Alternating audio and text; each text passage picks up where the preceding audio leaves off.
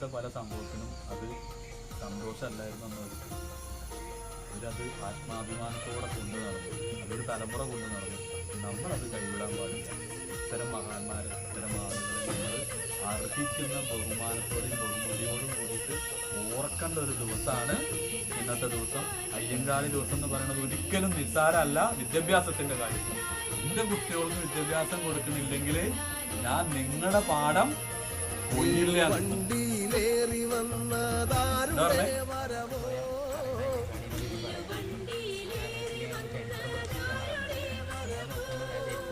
കല്ലുമാല പറിച്ചെറിഞ്ഞ